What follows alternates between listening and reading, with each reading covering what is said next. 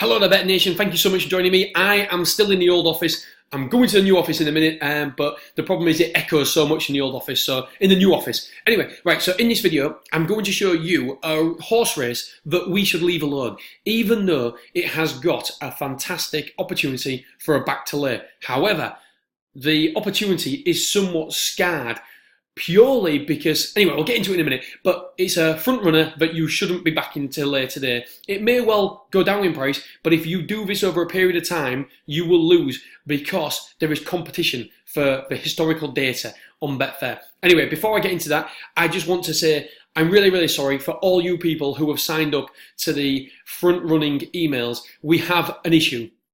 There's too many of you. I never, ever, ever thought there'd be so many hundreds of people sign up to it.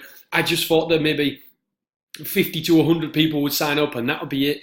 And that's why we did it on Gmail. We didn't incorporate it into our convert kit. And now it turns out that there's hundreds and hundreds and hundreds of you that want this free email. And we're above our limit. So if you look here, all these have bounced. 96 have bounced this morning.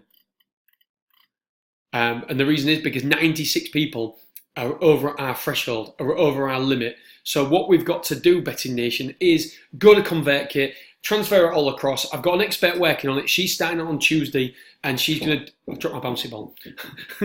Yeah, I had a bouncy ball. 1 second. My lad gave me it today, Kai, 2-year-old, and he said, "There you go, Daddy, it's for luck, it's a football bouncy ball." I was like, "Thanks, buddy." So I don't know, I've been playing with it. Anyway, oh my God, this is so professional. Don't forget the thumbs up. Anyway, I'm going red. Right. So yeah, there's over 96 people that aren't getting these emails, and I massively apologise to you guys. It will be all sorted by Wednesday next week. She's going to work on it Tuesday, incorporate it all to ConvertKit, and we'll be flying from there. So sorry about that, guys. Just didn't realise how many of you wanted this information. So we will, if you're getting it, then great. You'll continue to get them, and nothing will change. For you guys who have signed up and haven't got them yet, then apologies. You will get them soon. Okay. On Wednesday. Right, let's have a look at this race. It's a 150 race at Warwick. I love this race. When I started looking at it, I'm like, oh, Rocky's Treasure, Rocky's Treasure. Look at these in-play stats. This is incredible. 15. Look at these, all my greens. Oh, wow, this is great. Bah, bah, bah, bah, bah. And I was like, so excited because look, 2.54. Only went as high as 3.85. It was a little bit of a drift, but not much. Made all, joint 11, drew clear, stayed on readily. Looked well, led 7th, prominent. Led after 4 out, soon ridden, hanging left. When headed running, stayed on. So made all, jumped well. I love horses that jump well, you know that, guys. Made all, tendencies to jump right, slow and jumped right 13th, pushed 6 lengths clear and slight mistake next very easily. Now, although they mentioned a lot about tendencies to jump right, slowed and jumped right 13th, look at the in-play stats here. 1.98, only went as high as 1.99. So it wasn't that bad. I watched the race. It wasn't that bad. It wasn't great, but it wasn't that bad. So I'm still thinking, oh yeah, this is a definite in-play trade. And then, like I always say, you have to check the opposition because these races are completely different makeup to today's race. You have to always check the opposition because it doesn't matter what it's done previously if they're against a completely different class of racehorse, of animal, in today's race. So this is why you must with a capital M, check the competition. Always check the competition. So I start looking here and I'm thinking, right, 15, 8, 8, 8. And it's clear that this horse will lead because of the pace graph. None of these really like to lead. So I'm thinking, oh yeah, absolute definite. This is a great front running opportunity because it jumps well as well, travels well. Everything you want in a front runner. It doesn't actually trade higher when it wins as well. So everything's in order. And then I start looking at OK Corral. I start thinking, right, okay, what has this one done? And I tab down and I have a look. 1.28 only traded as high as 1.36. It's 1.28 probably should have won the race. So probably shouldn't have traded much higher. And I see here 5.23 down to 3.3. It's a fairly sizable move. Here, 23 is down to 2.34. Here, 2.1 down to 1.01. I only went as high as 2.9. And already I'm starting to think, my confidence is wavering somewhat. But then I look at the at the comments in running. Track leader, jumped to lead 9th and made rest. So look, jumped to lead 9th. Now, don't get me wrong, I know 9th isn't at the early stages, but it jumped to lead and then made the rest. Going well.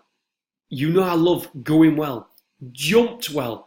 And already I'm thinking, no. I spent so much time on this race that you almost, because you've committed your time, you almost think that you deserve a payout because of your time. And you almost think, because I've committed time to this race, that I have to trade it. Well, I'm here to tell you you don't, because sometimes the best trade you can make is no trade at all. You will save money in the long run, and saving money is as good as any money betting nation. So it doesn't matter how much time, my ball's gone again, got it, damn bouncy ball. It doesn't matter how much time you actually put into a race.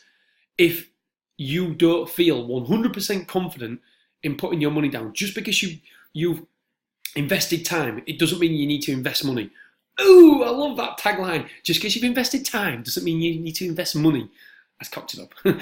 So, and then here we have a look at chase leaders, driven on, looked well midfield between the last, consumer, not reach winner, strong leggy tape, looked well track leaders, comfortably. I thought there was another jump well somewhere. There may be somewhere out. Oh, travel strongly, there we go. Travel strongly throughout. And you know me again, I love horses that travel strongly. This horse travels strongly. Now, I'm not saying that OK Corral will trade shorter in running, or I'm not saying Rocky's Treasure won't trade lower in running. I'm just saying that because of the competitiveness of the historical data, because of the in-play comments, I don't believe that you can confidently do Rocky's Treasure.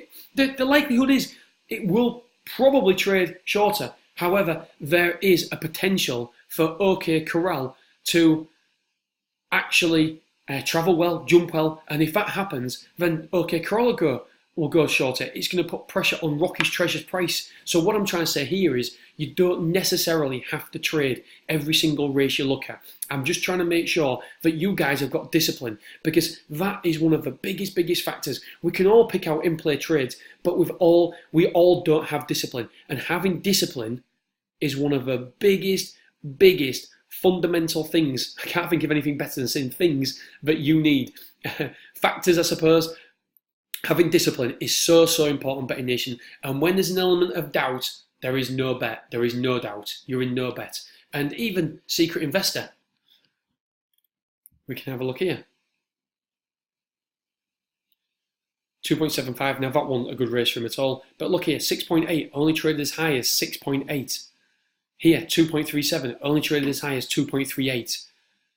3.3, only traded as high as 3.75. So this horse comes down in running as well. I don't know what happened that run. I haven't actually looked at Secret Investor too closely. Oh, by the way, my friend Paul Nicholls, I'm on a panel with Paul Nicholls for Cheltenham preview night. How about that?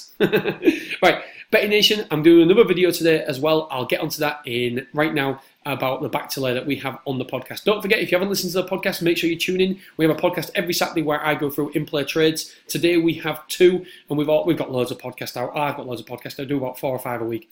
All right, Betting Nation, loads and loads of man love to each and every single one of you. I will speak to you soon. Bye-bye.